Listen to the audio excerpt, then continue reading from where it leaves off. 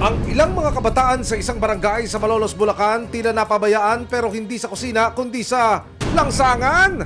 Nakakapanakit po sila, nangahampas, nambabato.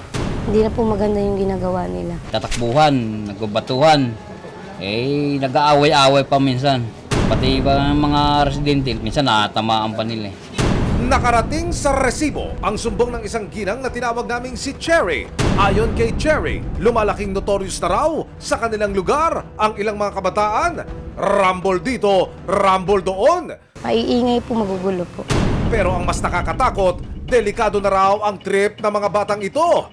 Kwento ni Cherry, September 4, tinutukan daw ng kutsilyo ng ilang kabataan ang kanyang 10 taong gulang na anak. Pinalibutan po nila yung anak ko. May dala pong kutsilyo. Kaya naman si Cherry nag-aalala para sa kaligtasan ng anak. Ngayon, sumusobra na po sila. Kasi may kutsilyo na po. Siyempre, buhay po nung anak ko yung nakaano doon.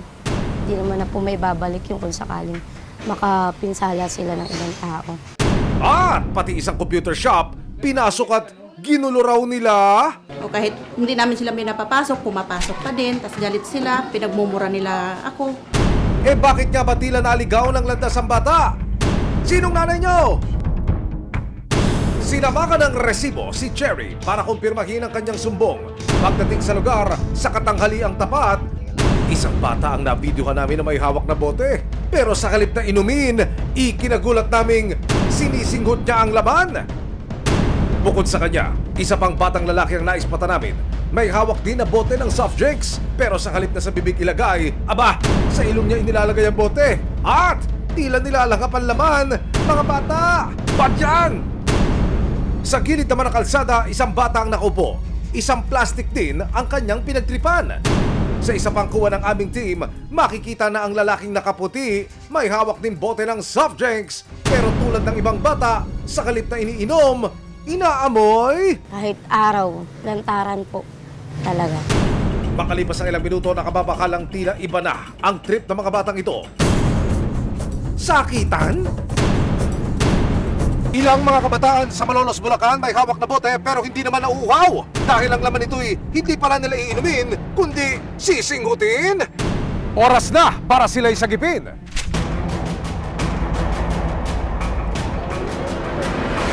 Ang ilang mga kabataan sa isang barangay sa Malolos, Bulacan tila napapariwaraan ng landas.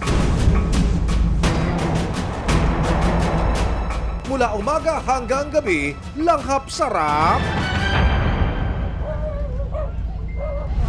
Itinago namin sa mga pangalang Denver, Mac at Darren ang mga batang nakuna ng video. Pati ang mismong kagawad ng barangay minsan na rin inireklamo ang batang si Denver. Ang problema, ultimo raw magulang ni Denver, iniindyan sila sa tuwing ipatatawag sila sa barangay. Pagtalikod ko po, binato niya ako ng bote ng pinasundo ko po yung nanay. Ang sagot daw po nung nanay, dun sa pinasundo kong tanod, kung sino daw po yung may kailangan, siya ang lumapit. Isinangguni namin sa City Social Welfare Development Office o CSWD ng Malolos ang reklamo ni Cherry. Yung anak ko po na nagsumbong lang at nagturo yung anak ko na sila po ang gumawa. Pinag-initan po nila, pinagtikutan po nila. Bali yung isa po may hawak na kutsilyo, yung isa po may hawak na tubo. Ipinakita rin namin sa CSWD ang nakuna naming video ng mga bata. Hindi na nga nagpatumpik-tumpik pa ang mga kawani ng City Social Welfare and Development Office. Kasama ang CSWD at ang nagre-reklamong si Cherry. Idinulog namin sa barangay ang sumbong ni Cherry. Maging ang barangay, aminado na sumusuko na sila sa dami ng kinasasangkutang gulo ng mga bata sa kanilang lugar. May mga pagkakataon po talaga na nahuhuli naman. Kaya nga lang po, kapag alam naman natin minor, pag pinatawag po namin yung mga magulang, karamihan po talaga hindi pumupunta yung nanay. Hindi naman daw sila nagkukulang sa pagbabantay. Ang problema, Pag marami na sila doon, nag-ipon-ipon na, papaikutan po yun sa tanod. Pag umikot na yung tanod namin, tatawid sila sa kabila, which is center side.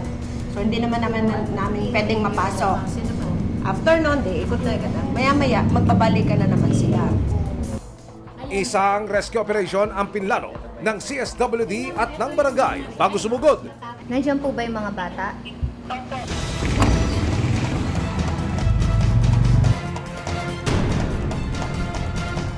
Pagdating sa target area, hinanap ng mga tauhan ng barangay ang mga bata. Ano ginawa mo? Tinipon sila ng mga otoridad at isinama na rin ang iba pang kabataan na naging sangkot sa mga gulo sa kanilang lugar ng mga nakaraang araw.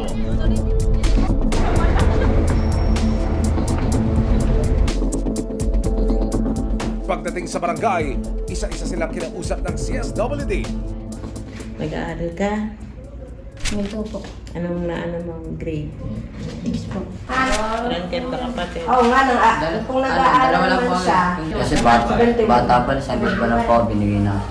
Yung iba doon ay may mga record na. Nakagawa sila ng mga pagnanakaw. Aminado sila Denver, Makmak at Darren sa kanilang ginagawa. Di po mga pigilan. Yung lang po, 2019. Si Denver, umaming minsan na siya nga ipasok sa isang shelter. Ayon sa barangay, karaniwang napapalabas ng shelter ng mga batang na-rescue kapag hindi na itinuloy ng complainant ang reklamo. Sa pagkakataong ito, dahil hindi raw nagsampa ng reklamo si Cherry, hindi muna pwedeng dalhin sa shelter ng mga bata. Pero paglilinaw ng CSWD, pwedeng ang barangay na ang magsilbing complainant para maipasok sa isang rehabilitation center ang mga batang nasasangkot sa gulo. Sa pamamagitan ng kapitan, alam niya na itong mga kabataan na to ay threat na doon sa community, kaya kailangan niya i-pull out for rehabilitation. Kinabukasan, ipinatawag sa barangay ang mga magulang ng mga batang sangkot. Aminado ang pamilya ni Denver na hindi nila natututukan ng anak. Alam ko po. Tapos, araw-araw po, oras-oras, minuto. Pinagsasabihan ko, pinangangaralan ko po yan. Ang mga magulang ni Darren, plano na raw ilipat ang anak sa ibang probinsya para mailayo sa barkada. Papadala ko na lang po yan sa probinsya. Lagi ko naman kung pinapangaralan niya na huwag nang maganyan. Pati ama niya, pinapangaralan siya. Pero paulit-ulit niya lang din ginagawa. Nagkaharap din sa barangay sila Cherry at mga magulang ng mga inirereklamong bata. Sino nagbuo sa'yo, be? Pangako ng mga magulang, babantayan at kakastiguhin ang kanilang mga anak. Ay, ang ginagawa ko po, pangaral ang ginagawa ko po sa kanila. Lagi ko pong inaano na sana, bago man ako mamatay, magbago na siya. Mababakas na sa kabila ng mga gulong kinasangkutan, musmus pa rin sila Denver, Makmak at Darren. Malayong malayo sa malahudlom nilang imahe sa kanilang barangay. Sa tingin ko ay mabigyan sila ng seminar on value formation, responsible parenthood para sa mga pamilya. Kasi hindi natin pwedeng sabihin na ngayon din na magbabago yung bata. Sabi nga nila, it takes a village to raise a child. Ibig sabihin, ang pagtuwid at paggabay sa tamang landas na tinatahak ng mga kabataan, nakasalalay pa rin sa mga magulang, pamilya, komunidad at maging sa pamahalaan.